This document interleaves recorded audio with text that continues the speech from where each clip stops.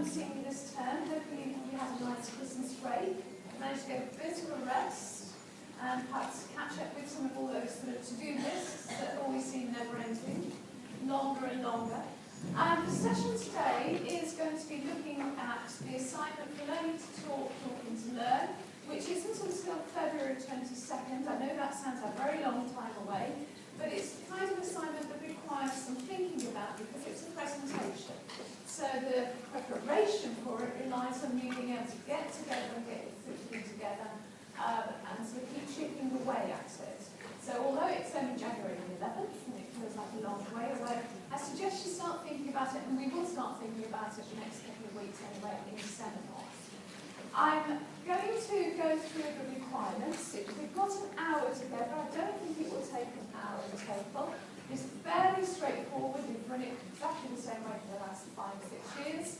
I'll give time at the end for questions because I ask you to read the guidance. If you have time over the Christmas break to come with any prepared questions, I'll take questions at the end if they haven't been answered by the presentation itself. If at the end you don't feel brave enough to put your hand up in this big room and ask a question you think somebody else might think is incredibly silly, well, incredibly silly questions are not incredibly silly because somebody else will be asking the same question in their head. But if you are feeling a bit sort of, oh, I don't want to ask, there's some post-its over on the piano. Write it on a post-it as you go out, leave it on the piano top, and I will answer it via Moodle as well. So if there's anything you're not sure about. What I'll put together on Moodle is the lecture, PowerPoint. If the technology works, which we're hoping it will do today, it will be a video of me presenting this so that you can recap anything I said. What did you say? You can go back over it. And any things I think that will be helpful in terms of guidance. And that's your first port of call if you're not sure what's happening. I am taking the next couple of little sessions as well, so you can always grab it at the end of the session and sort of say, Debbie, can I just clarify? So you'll have time to check everything to make sure you're on track. Does that seem fair? Okay. So, what are we looking at then? We're looking at a 3,000-word equivalent assignment, but most of it isn't written. Most of it is a presentation. So it's the equivalent to writing a 3,000-word essay in its workload and expectation. You are expected to present to your group, just your group, not the whole cohort, and you're presenting a teaching activity. I'll come on to that in a little bit more detail. Ooh. We will also ask you to submit via Turnitin, and I'll go through each of these points in more detail, a lesson plan for that activity and a rationale for that activity. And I'll talk about those 3 aspects separately. We want you to do well. It's a presentation. That's a little bit daunting, but I know you've done some presentations. I sat in some good ones just before Christmas, so I think you'll get the idea of how we're developing your presentational skills. Why? Because as a teacher, most of your life will be spent presenting. You'll be standing at the front of a class, presenting effectively and communicating like this. So we're developing that presentational skill with you through assignments. So let's go through the first bit, the presentation. And in fact, in your handbook, there's a clear assignment guidance, which I'm going to flip to as well. It's a short presentation. It's 10 to 15 minutes in totality, but let's have a look at what we're expecting you to do. So this here asks you to work in pairs, and I did sort of prime you before Christmas to find a friend that you're happy to work with. So it's a paired presentation, lasting between 10 to 15 minutes in total. You are asked to present a teaching activity to the rest of the group. That encourages exploratory talk, and that's in bold there, so that's what the very basis of this is. Having explored what is exploratory talk, what might that look like as a teaching activity in class? So we're asking you to think about an activity and teach us, as the rest of the group, you take us through it, for about 5 of the 10-15 minutes, because there are other things around it, 5 or 10 minutes. I'll come back to the length of time. You'll teach it to the rest of the group, and we don't therefore expect there to be a PowerPoint. This is not a PowerPoint presentation. This is an activity you would expect to see in a primary classroom. So So if it's developing exploratory talk with primary children, it won't be about having a PowerPoint slideshow and talking to the PowerPoints, because that's not good pedagogy for primary classrooms. Okay, so it's an activity, a doing. And if you remember, I did some things with you just before Christmas, where you looked at cards, you ranked things on boards, you had a debate, all of those kinds of talking activities. We want you to design one of those to teach to us. So no PowerPoints.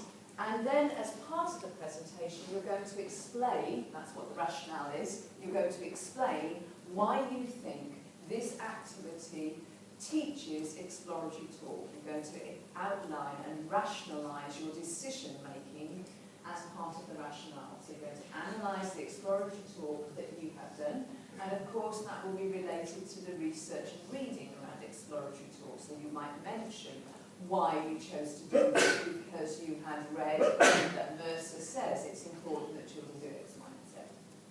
The whole thing should be, the whole aspect of the presentation in totality is about 10 or 15 minutes, and of that, 5 minutes will be on the activity, 5 to 10 minutes maximum, and about 5 minutes. We don't need to see the whole activity. We need to get a flavour of the activity, so you might not get through all of it. Hence, we ask you to give us a lesson plan, because the lesson plan will tell us what would have gone on before or after, so we can see how this would sit in its context. So if I go back to the actual presentation, you'll probably start with a short introduction, say we're going to do this activity. It's aimed at a class of Year 2 children in the context of a history lesson, whereby they've been looking at the Great Fire of London, and so you're explaining a little bit of the context, and then you'll get the rest of the group to do the activity. So there'll be some organisation there as well. Yeah, I'd like you to give you some cards, I'd like you to sort them, I'd like you to do that twice. So whatever your activity is. So get straight into your activity. The groups will be set up around tables, and you obviously need to resource that. So you need to make sure that you've got enough cards, photographs, pictures, whatever you're going to use in your activity, for everybody to have a set. Everybody in the whole group will have a set of these activity resources so that they can go through it. So they start to go through it. And at that time, your job, just like a teacher, would be to go around and support the tables, and maybe think about questions that you will ask that will push the thinking and the talking forward. So you might plan those in your lesson plan very carefully, and you'll be going around, you and your partner, bobbing into the groups, but not just standing there going, you are there facilitating the talk, so can you move the talk on with a question? Can you lead people with a question? Ask them to think about the next thing. Can you extend their thinking in some way? So teach it as a class, as if you were the classroom teacher. Alert here, don't talk to us like we're a year 2 class. So you don't have to go into the Joyce Grenville mode. Hello everybody, how are we today? We're not, we're adults. We're getting a flavour of it, but the activity should be appropriate for children of that age group. Okay, so we don't need the little squeaky voices. We do need you though to do exactly what you would do if you were in class, which is going around supporting, extending, challenging, elaborating on the students in class would be doing. You also need to leave time, so there's an element of keeping an eye on the time, as you would in class, about the pace of this, because at the end you need to present that rationale. We did it this way because, and who says that's a good way of doing it? So you're explaining and analysing your activity in relation to the research around pedagogy. In total, 15 minutes maximum. Okay, so that's how it sort of pans out. So you need to be thinking and rehearsing to make sure you've got time to do your intro, get us going. If you look at the clock and you think, actually, they've only got, through the first part of it, don't forget to go, you're the teacher, so you're going to say, I'm going to cut that activity a little bit short because we'd like to present our rationale. Don't leave it running and think, oh, I didn't have time to do my rationale. You're in charge of that activity, cut it short. As tutors, we'll have the whole of your lesson plan, and we'll read the lesson plan as see where it was going. So if you don't see everything, that's fine. We've given you a range of different areas that you can work in terms of topic or curriculum area. My advice is not to do PE. You're going to have some sessions on PE. Why? We don't have the space. Organisationally, it's going to be too challenging, I suspect, in FG11 to try and do PE. The resourcing of it, also not probably right. We've given you PE to demonstrate, we've given you seminars on PE, and we will be giving you seminars on PE, because obviously talk happens in lots of places. But my advice for your assessment is don't try doing PE. It's not going to be appropriate in FG11. Similarly, drama, although we've given you drama sessions, whilst that does develop exploratory talk, and that's why we put it in your content, I would steer away from drama for your assessment. You have no idea where it might go, it's terribly open-ended, and often people in the group feel quite conscious about trying to get it right for you as an assessment. So they don't act naturally, so it doesn't develop that kind of talk. So my advice, I'm going to say it again, is steer away from PE and drama. Whilst we acknowledge those are key things, don't try to have a whole drama or a whole PE lesson in FG11 with colleagues who probably feeling a bit sort of tense anyway and won't want to join in your PE lesson really at that point. So you might choose art, you might choose history, you might choose geography, you might choose English, you might choose science, you might choose citizenship. These are all good areas where you could do something that is more classroom-based and more aligned to classroom activity. Okay, so that's how it will run. Introduction, have a go at the activity, cut it short if time is not there, and rationale, in total 15 minutes. At this stage, I don't think people want to ask about that. Okay. Oh, sorry, yes? Yeah? That's the next bit on appendixes, so let's look at those two elements. What do you submit in terms of the written work? So that's that piece. So just a reminder there, no PowerPoints. Tasks should be for primary age children, not something you did in university unless you can adapt it down for children that age. Resources for everybody, and you will be assessed on your presentational skills. So please rehearse, okay? Don't think you can wing it, because that's exactly one of the assessment criteria. So let's finish with the presentation and look at the assessment criteria. We want you to, as I say, do well, and I know you can achieve these. I'm hoping 70, I'm hoping you can as well. It's in the grid. I am sitting, it'll be Christina and myself who will be sitting at the back of the class, and we are looking for these elements when you're presenting. Confident delivery, using appropriate and accurate English throughout. That means I shouldn't see a lot of, what's next? Is it your turn? Are you doing this bit, or is this me? Like, yeah, all right, yeah, like, yeah. I mean, that's the extreme.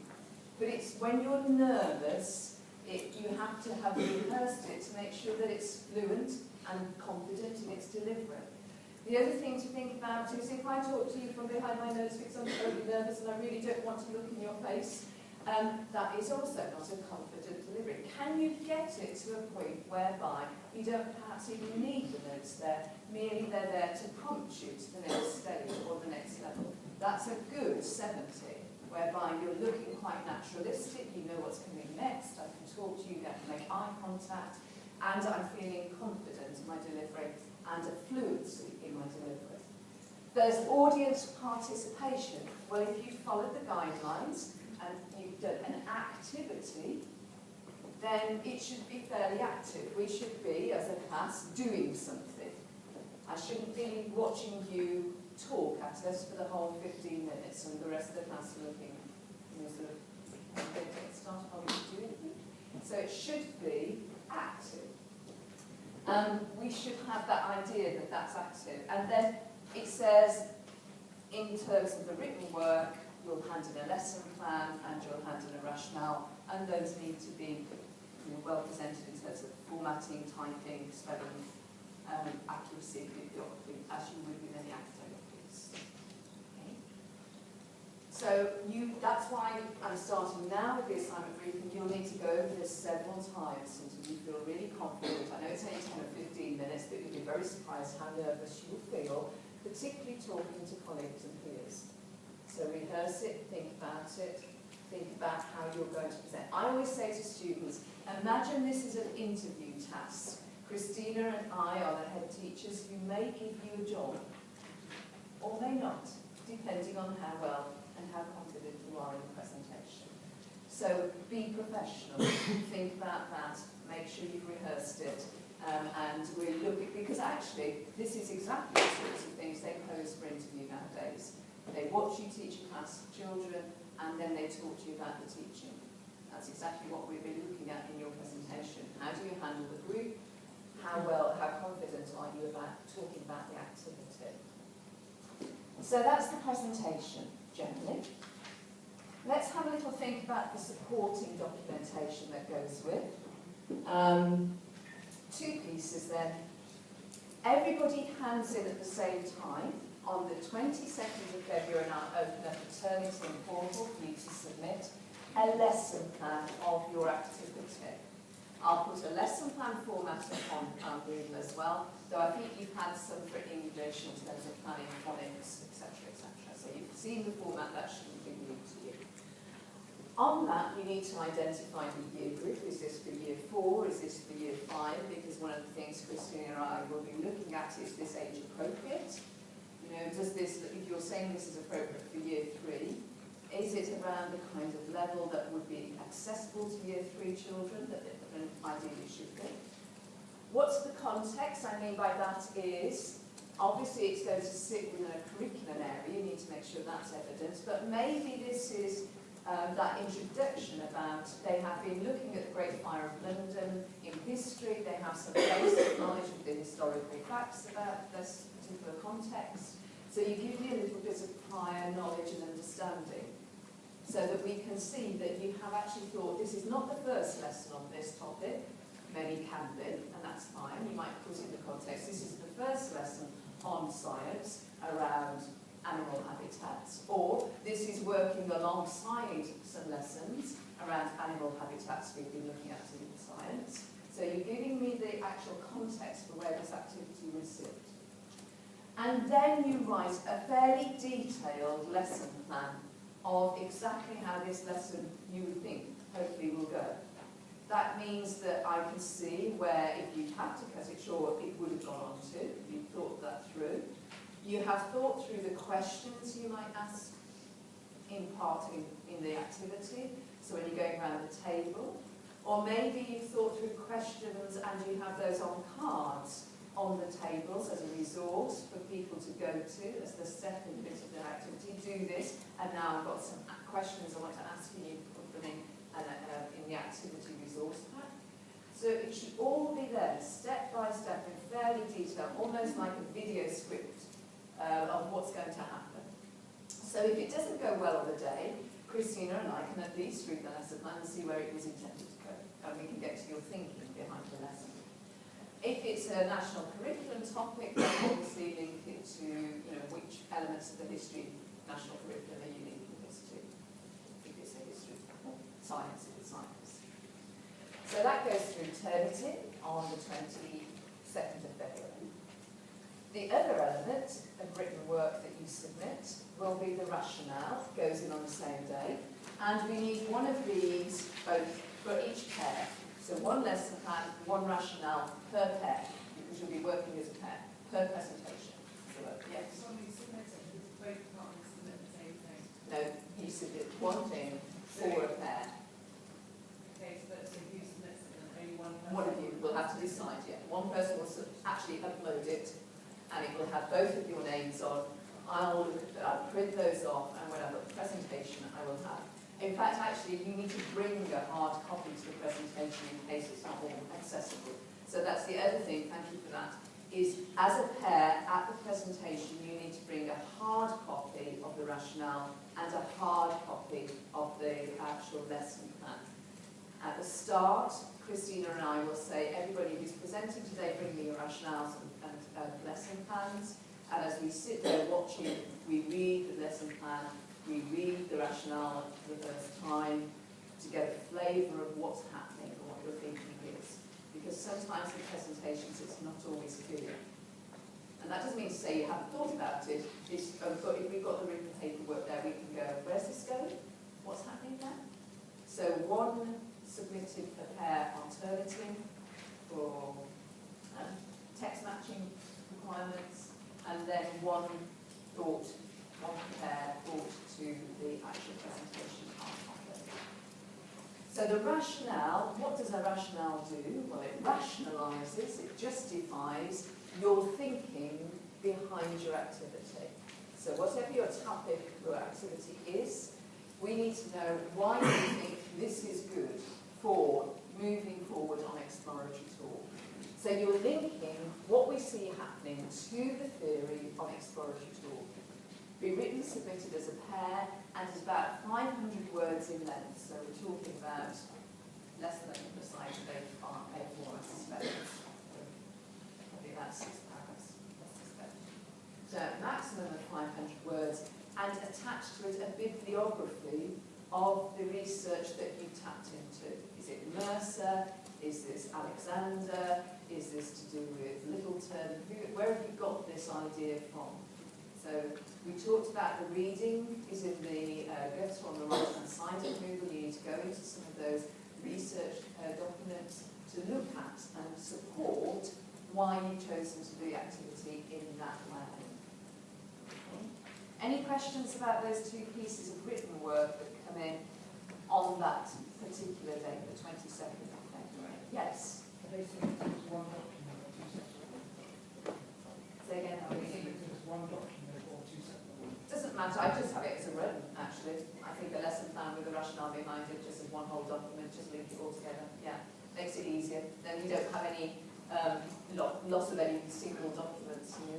So just continuous text would be fine, absolutely. Okay, what else can I do to help you? I don't think there's much else I can say, really, about those two documents. So what do you need to be thinking about and getting prepared for, and I did think about this before, is that you need to find someone with whom you can work. And I said find a friend. Usually a friend is quite convenient, but actually this is a professional delivery, and as you go through the course, you will be not just working with your best friends, you'll be working with anybody. So find somebody with whom you can work and get a successful result out of this presentation. Find the curriculum area that you're both interested in. Do you want to do a sciencey type thing? Do you want to do a PHSC citizenship kind of thing? Do you want to do a history topic? Or art? There's some really lovely ones about art, looking at paintings and discussing paintings. You then need to think about an activity, and we talked about this last term, an activity that develops exploratory talk. This whole assignment is to assess your understanding of exploratory talk. That goes beyond discussion. We talked about that before Christmas. This is not just have a chat and tell me what you think. Exploratory talk, if you've looked at the reading, talks about cumulative, developmental thinking, changing the thinking of the participants in some way, challenging the thinking of the participants in some way. So you might want to stage your activity. So you do a little bit, and then you go, right, so you think that, do you? Okay, now if I threw in this dimension, would that change your thinking? So you might have a second stage to the activity where you're adding another little card or another little dimension to it that might make people go, yeah, well, we sorted it like that first of all, but actually now you've said that, we'd sort it like this, because it's changed the criteria and the dimensions by which you're working. So you need to start working on your activity and start thinking about writing it up as a lesson plan. Let's look at the weeks that you're going to actually present. You're going to present over a 3-week period because it takes quite a long time to do these presentations and in the seminar. So next week, and I'll talk about it next week, we'll start gathering who you're working with, and I will create a running order which we'll put on little, so you know in advance which week you're presenting on. Everybody comes to all of the weeks.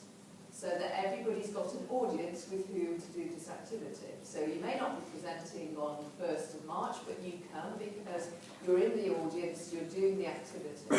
Actually, it's useful to say, well, what's the point?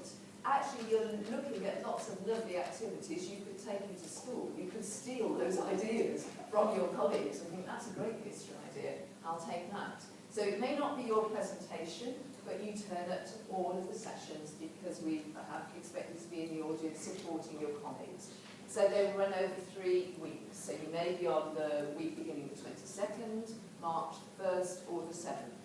Everybody's lesson plan is in, everybody's rationale is in, so we know that they're not going to change things because I've got their lesson plan, so it shouldn't suddenly become something else. So we don't change in between times, otherwise it would completely confuse Christina and I that your lesson plan and your activity don't match. So you will have all that in by the 22nd, everybody has that in, and I'll create a running order. We'll just run from one to another. In between time, Christina and I move out of the room, have a quick chat about what we think, look at the criteria, our first chat. That gives the next group time to get all their resources out and the tables in a particular order. You may want to talk to your colleagues and peers and say, I need you in groups of 4, so 4 on each table. I need to mix ability, mix friendship groups up here, so I want different combinations. So in the time when Christina and I are out, you need to sort the classroom out to be the way it needs to be in terms of tables, people's groupings, whether you want 6 on a table, 4 on a table, mixed friendship groups, mixed gender groups, however you're going to decide to do it, and all your resources are out, and the previous group have got time to put theirs away. Okay? Then we come in and do another one, and it just keeps rotating. And we probably aim to do 4, maybe 5 in a session, depending on, they're 15 minutes a piece. So even with a bit of slippage time, 4 is already an hour. So we've got an hour and a half in which to do it. So we might get through 5, but more likely to be 4 in each session. Any questions about that? Yeah, sure, go for it. You don't actually have to go to anyone from your specific group, everyone goes to each session. No, you'll stay in your group. So D group will be doing it with D group. C group will be in C group. Because it'll just be a normal timetabled slot. I turn up, Christina turns up. It's D group's little. So you need to pair up with somebody from within. That's a good question. I didn't make that clear. Within your actual little group. You can't just choose randomly somebody from the cohort. Yeah, because that would be good. It would be a nightmare. Yeah. Once we've handed things in on 22nd of February, if we want to change anything, how do you people's presentations? It's not allowed to change. No, that's why everything comes in on the 22nd of February. I'm expecting to see what's on that lesson plan. Okay? You may sort of practice it and make it more fluent. And I do sort of say that's one of the big things that people stumble. That's why I'm giving you plenty of lead-in time. Really rehearse it. It looks very impressive if you feel confident and it runs smoothly. If you're not sure who's doing which bit, because you're sort of team teaching, obviously there's 2 of you at the front, and that's the other thing, if one of you's doing all the work and the other person's standing at the back looking like this, that doesn't also look good. One of the criteria is about good teamwork. And so, if one person does all the work and somebody's just sitting there handing out cards, that also, we're expecting both of you to take the equal opportunity, but that requires you to plan that through and rehearse it so that you can hand over to the next person without sort of having to think too much about the fluency of it. Anything else? I don't think I have much more to say, really. Marking. How does the marking work? Well, I've already flagged up the criteria in the handbook. Do look at the criteria. I was aiming at the 70, hoping you can too. That you've got good knowledge about the topic of exploratory talk is what it asks you to think about. And that you pay attention to detail in terms of your planning. So there's not big gaps. You don't move quickly from one thing to another. That's the other thing to think through. Scaffold us so that we know what's happening. Again, students tend to jump from one bit of the activity to the next, and you sort of sit there going, how does that mean? How did that happen? Think of it like a lesson. You need to guide the learner, guide the audience through it. that you've drawn on a range of resources, that it has a coherent theme running through it. Also, 15 minutes is the maximum. At 20, I will stand up and say, thank you, you've had your time. Before that, I will wave at you nicely, okay, saying, come on. Because it would be like somebody handing in a 5,000-word assignment for a 3,000-word essay. The more time you have, you know, that's not equitable to everybody else, because you can demonstrate more the longer you keep going. So at 15, I'll wave and say, you've got a couple of minutes now, wind it up, regardless of where you are. So make sure you stick to the 15 minutes maximum. On the other hand, make sure you have 15 minutes. When you're nervous, you talk more quickly. And so, you know, again, students have become a cropper, as it were, because, you know, 8 minutes in, okay, thank you, bye. Okay. That's like handing in a 1,000 assignment for a 3,000 assignment. So just be careful, you are close to the time. Again, that will need to be rehearsed. You'll get one feedback sheet back. You'll write a feedback sheet highlighting the criteria that you've matched and giving you some feedback about what you did well, what you need to work on around presentation and content. It takes a little bit of time because we see all of them up until the 7th of March, and then Christina and I will sit down and moderate everyone. We just sit in a room and we have everybody's all in one go, and we say, does that match the 80 we saw in the A group? Yeah, that's the same as an A, T and D group, and an A, T and B group is the same. So across groups, it's always identical. And then your marks are released after the Easter break. If there's any problem with it, we will let people know over the Easter break via email. And you do have a chance to resubmit, but actually the resubmission will be quite a way away. It will be after school placement, it will be beginning of July even. Because your marks have to go through a board, and the next board is not until end of June, beginning of July. So they're the people who decide whether you are actually able to resit.